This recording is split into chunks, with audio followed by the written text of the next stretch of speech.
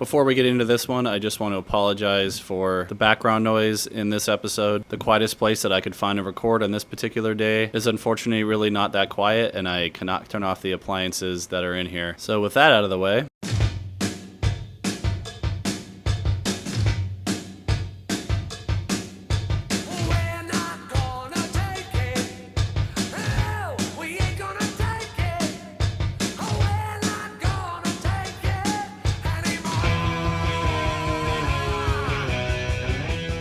hey, how's it? I'm Dan, and I'm sorry if this is a bit of a bait and switch. I don't mean to troll you, but as a personal and professional rule and philosophy, I really don't have any interest in discussing politics, especially online. But if it's the thumbnail of this episode that caught your attention, trust me, I will circle back to that. Instead, what I really want to focus on in this episode is something I've been meaning to talk about for a while, though I've been really hesitant because on one hand, it's been talked about to death, and on the other hand, again, stirring up or being involved in controversy is just really not my style. However, this subject persists and seems to be ever expanding on online discourse, so I thought, since I have this platform, and I do have direct experience in this area, which we'll get to in a minute, I might as well relay my experience and give my perspective on woke Hollywood. So let's back up for a second. Before I get into all that, I want to give a little context about myself and why I feel compelled to do a whole episode about this. Growing up, from what I can remember, I had a pretty apolitical environment, mentality in my house. I know that my parents did vote, but they just didn't talk about it. Or maybe I just wasn't interested to hear about it, so I tuned it out. But honestly, like politics and socio-political issues and unrest were just not something that was topic of discussion in my house and amongst my immediate family. Now, my dad's dad was a World War II vet. He used to paint tanks in Europe, and I remember seeing his tri-folded flag that my dad was given after his passing and a saber that he had around, some ceremonial saber that we used to think was cool just because it was a real sword. And after the war, he was a house painter. My parents met because they were musicians. My dad's been a freelancer his whole life, something you can hear more about on the Moviecast side of this podcast. But essentially, I think because of the combination of my parents being brought up in a very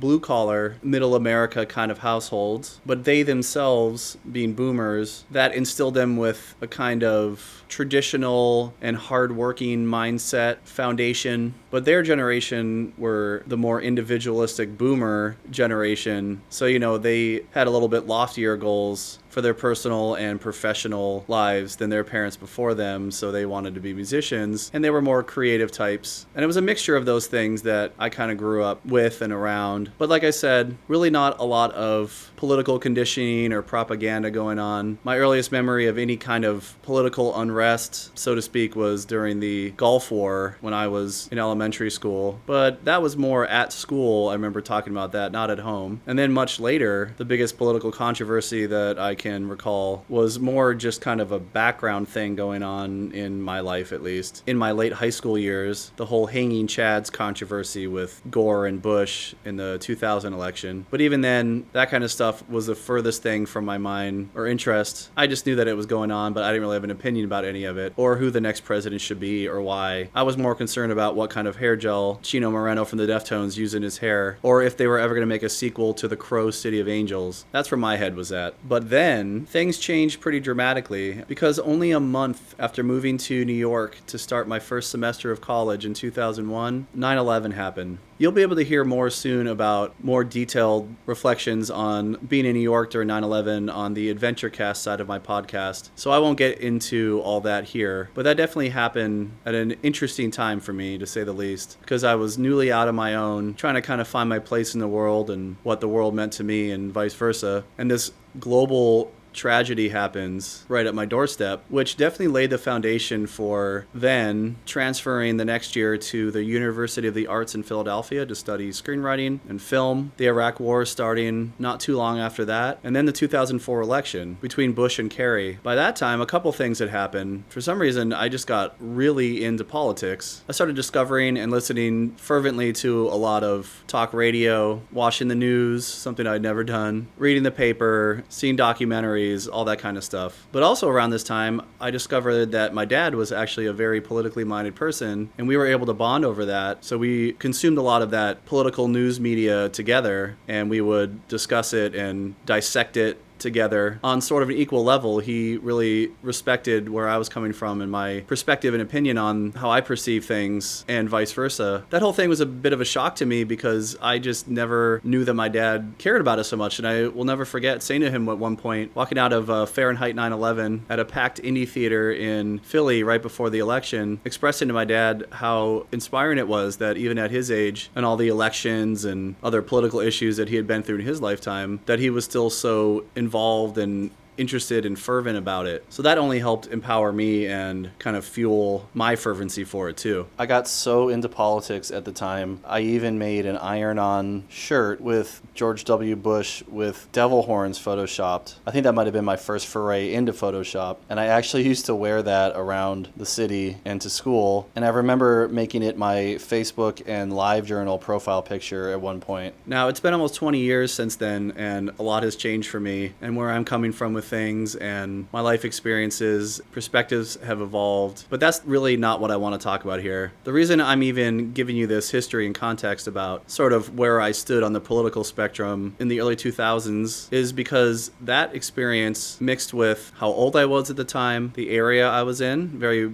blue city, where I was going to school, the kind of people I was surrounded by, who, like me, were generally middle to upper middle class, privileged, mostly suburban kids that were brought up during a time when civil and social and global unrest were just not in the forefront of most of our attention because it was the 90s. It was a relative time of peace and prosperity, which is in one part at least evidenced by the fact that my peers and myself were able to afford a private out-of-state arts school and live in an expensive urban downtown, and the fact that we were even afforded those opportunities in the first place. And not only that, but we were also privileged enough to have the opportunity to study fields about individualistic expression, as important as those things are to the human experience. I don't think it's controversial to suggest that they're also self-indulgent. And again, it's a privilege that we were born into. It just dawned on me more recently, after being repeatedly bludgeoned over the head for the past several years with all the talk about wokeness in media, in entertainment, in politics, in activism, that at least from my experience, there may be more going on than what meets the eye. So on the heels of a recent episode of this podcast that I called the Ouroboros franchises, where my childhood friend Jason and I were basically two old men yelling at the clouds about everything wrong with modern Hollywood. A big part of that conversation that I constantly hear online and elsewhere is that one of the biggest issues with modern entertainment is its wokeness. How there's less and less escapism entertainment and there's more and more activism wrapped up in the veneer of entertainment, which a lot of times for a lot of people isn't even entertaining when they're being hit over the head with a message, with an agenda. And I've seen lots of videos and essays and discussions and dissections about woke and anti-woke politics,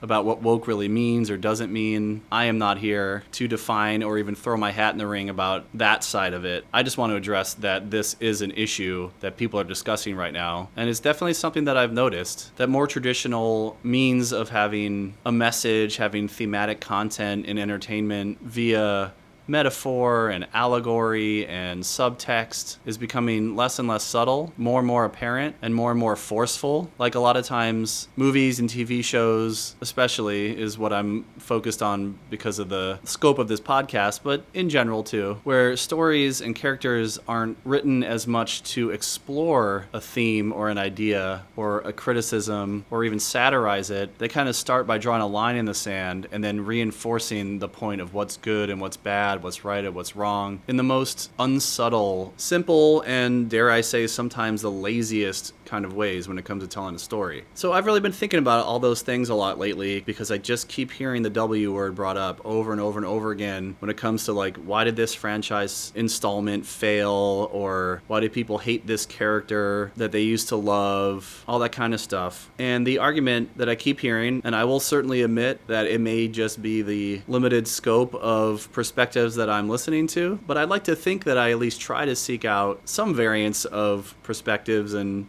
ideologies and such, because as comfortable as it is to live in and to curate our own echo chambers of our internet experiences, especially these days, with the extreme customization that we can do with our feeds and social media and such, I personally just find it really boring, however validating, to hear my own already decided upon perspectives just echoed or repeated back to me. I do try to listen to and follow and support people that I don't always necessarily agree with, but as long as they are thoughtful and honest and willing to have a conversation and discuss things in a mature, relatively kind, and self-aware way, I can get on board with that. And I have definitely shut down or unsubscribed or whatever, blocked certain people and feeds and accounts, channels of people that just naysay or are contrarians / clickbaiters that are just stirring up controversy to get attention. I tend to stick with the people that I feel like I can relate to, even if not always agree with. But in all those circles, I feel like there's an overarching, agreed upon mentality that, to really get down to the meat of this, I know I've been kind of skirting around it for a while, that modern writers are bad at what they do. That people, especially young people, that have been given the opportunity to write both original, but I think more heatedly when it comes to these arguments, we're talking about beloved franchises and IPs that are being resurrected or continued or iterated or rebooted or all that kind of stuff. I just constantly hear from all over the spectrum of opinions that these activist, naive,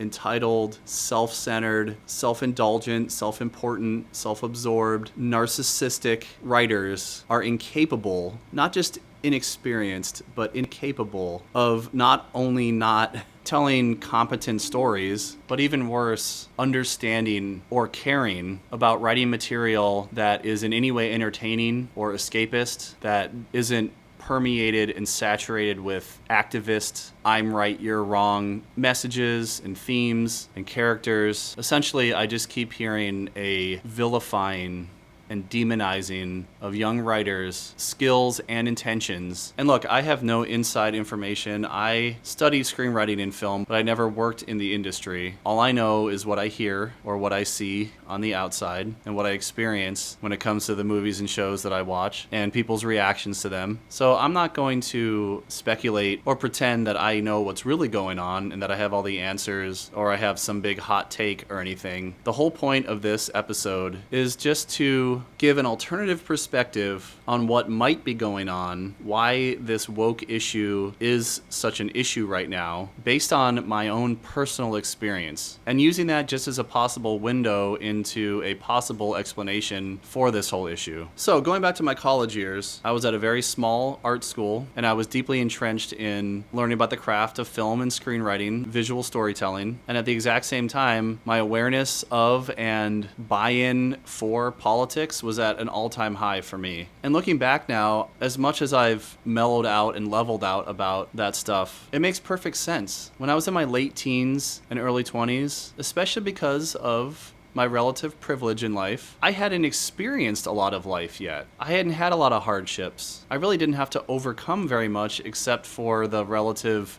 competitiveness of getting into college and eventually starting a career, all of which in hindsight and comparison to a lot of other people's experiences wasn't that hard. All I'm saying is that I don't have a lot to complain about. But when I was younger, naturally, I think, I was very angsty. I felt like the world was against me, and anything that came as a challenge or a roadblock, even if it was just perceived, was something to have an opinion about and have a bit of a righteous solution for, this is how things should be. I don't like this. This makes me uncomfortable. So here's my judgment. Here's my righteous solution. I don't think it's totally off base to say a lot of that arrogance and self-righteousness comes with being young and idealistic, being privileged and safe and comfortable. But, like I said, growing up in a pretty creatively minded household because of all the music and art that was appreciated and presented to my brother and myself, I was naturally very inclined to be creative and to want to express myself through different ways of expression,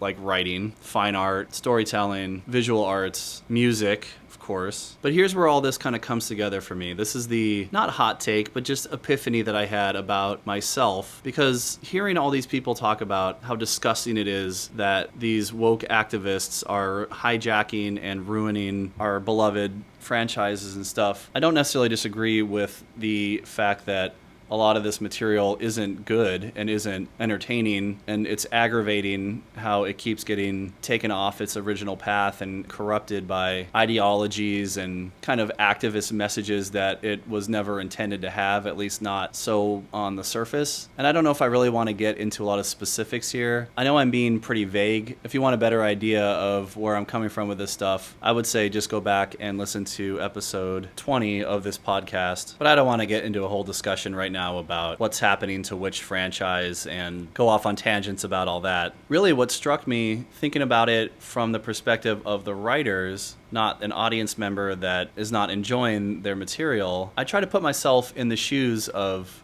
some of these young writers that are coming into the Hollywood industry and are being given the opportunity to produce material on such a large scale for highly popular IPs and franchises that they know are going to be seen by millions of people. I thought about myself if I had decided to follow through with going to LA and trying to break into the business when I was in my early 20s.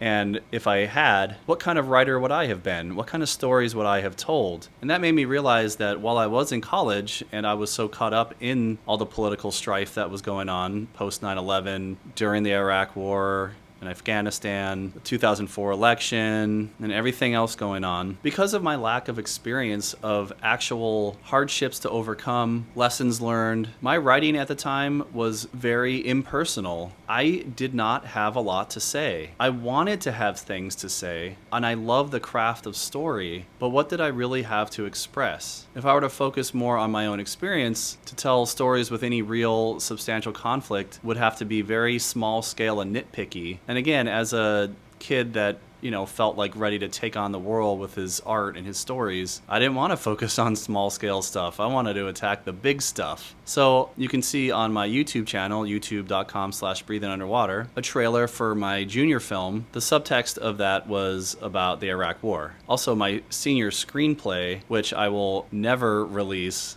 I don't even know if I have a current copy of it anywhere because I lost a hard drive right after college. It was very surfacely about corrupt governmental systems and totalitarian dictatorship kind of stuff. So my point is, even though I had the urge to create things and I had the desire to say something substantial with the things that I wanted to create, I didn't have the direct life experience to infuse my craft with honest, big picture ideas because I hadn't lived them. It was all conjecture. It was very naive. But of course, my attitude about it at the time was, no, this is really important because I feel like it is. So I was just projecting a lot of that almost insecurity about being privileged into the most trite and bland and obvious forehead slapping kind of messages and themes that you could put into stories. Now, since that time, since I moved into adulthood and started a career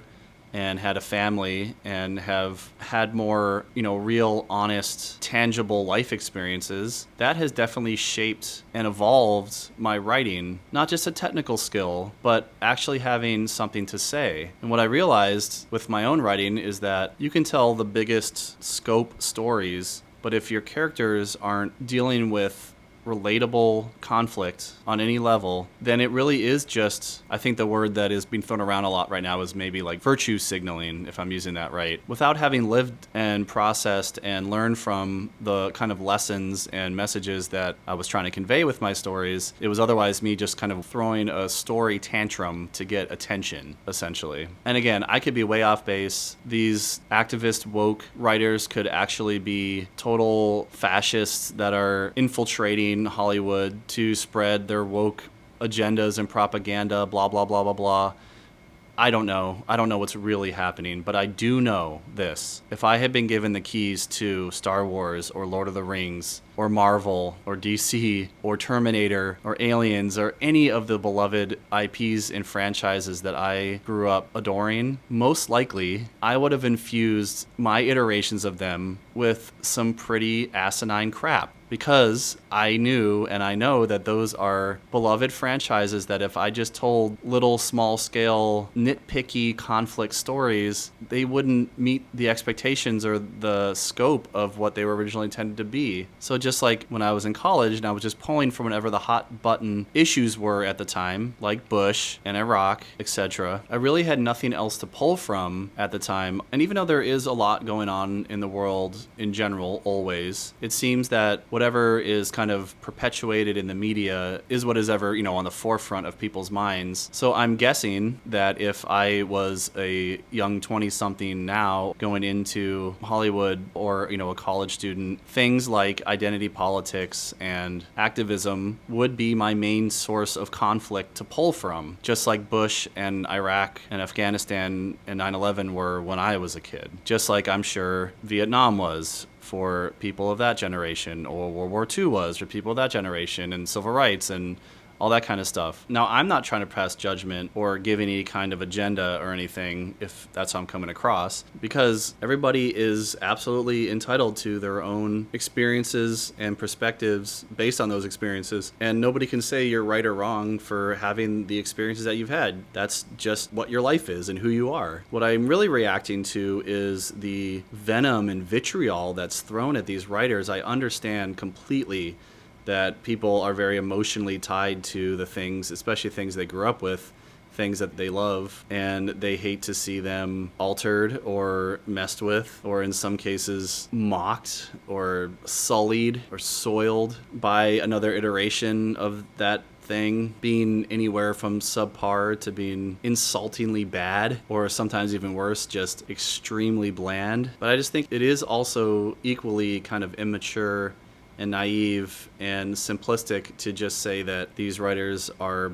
stupid or bad at what they do or ignorant or babies or whatever the adjective is that people are using to try to rationalize why the thing that they like is not good anymore, especially since most of the people that have these arguments online are, like me, pretty privileged middle class people. And boy, do we love to complain about things that don't really matter. And it's that negativity, I think, that I'm really reacting to. And I'm not saying I'm innocent or on some higher plane of enlightenment about this, because I'm not. I have whined and complained about a lot of the same things. But like I said, when I really try to empathize with the situation to try to understand it, all I see is myself as a young adult with a chip on his shoulder because he's never had a reason to really have a chip on his shoulder, but nevertheless loving the craft of film and story and wanting to tell them just because of that passion, just not having anything to say about life yet. And that just softens my heart and makes me feel a lot more compassionate and patient and understanding about the tough situation that these writers are in. I mean, imagine you're 21, 22, 25, and they say, here's Lord of the Rings. It's an insurmountable, unimaginable task to take on, especially if all you are at that point is a fan. And that's another thing I keep hearing, is that obviously these people don't care about these franchises. They just see them as vehicles to spread their agenda. That may be true to a point. I wouldn't be surprised if somebody that works on like Star Trek doesn't actually like or know that much about Star Trek. Like J.J. Abrams said as much when he was making his 2009 film. But I also have a hard time believing that people that love the craft of film and that want to work in a very challenging industry, I don't think anybody would say otherwise, would go into it with this chip on their shoulder about wanting to ruin things for people.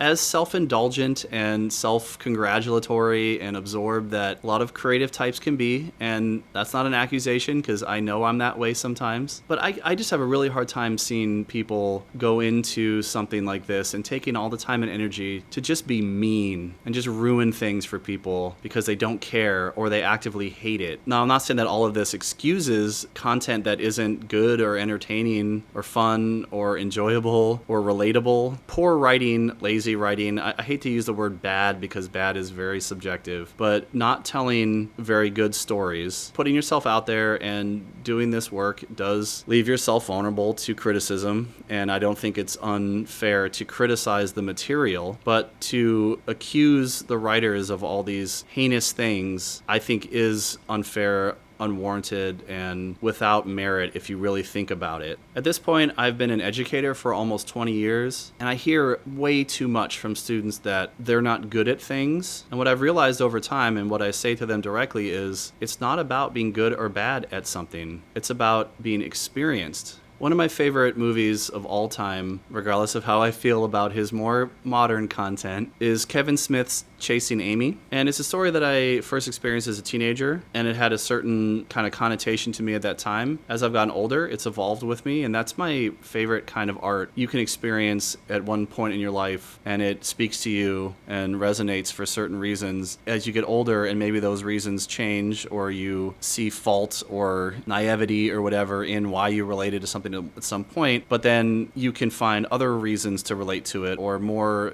deeper, mature ways or whatever. This is definitely one of those things. And just as an aside, one thing that always worried me as a teen was growing up and growing numb, because I would meet a lot of my friends' parents and things that would have some cool records in their collection or whatever, and I'd say, oh, you like Metallica? You like Garbage? And they'd say, oh, I used to listen to that stuff, but, I grew out of it and things like that. And that always really scared me, because being a kind of, creative, passionate person, the idea of becoming apathetic towards things in general was just frightening, because it was hard to understand. And I am happy to say at this point, with Chasing Amy being a perfect example, most things that I liked as a kid I still like, but maybe not necessarily for the same reasons. And that's because those things that I was first introduced to had a more universal appeal, and you can appreciate it at one point in your life and appreciate another point in your life for maybe some of the same and also different reasons. But after college, one thing that really started to speak to me about Chasing Amy, as I reflected on the writing that I did while I was in school, and how, like I said, surface and immature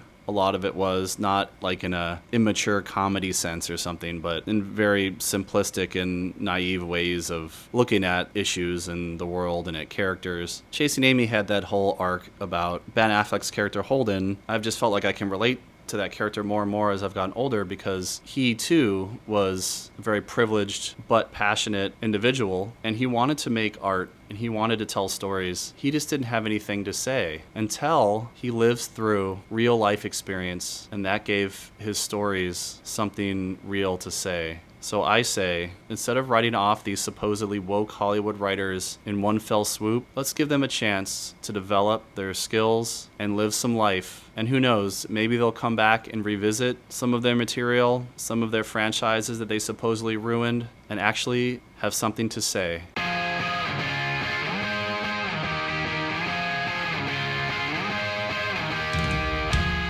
Thank you so much for listening. I'd love to hear your thoughts on this whole subject. You can comment on the Spreaker page, which is the main show notes page, or YouTube, or any of my social medias, all of which you can find at breathingunderwater.us, and I'll see you next time.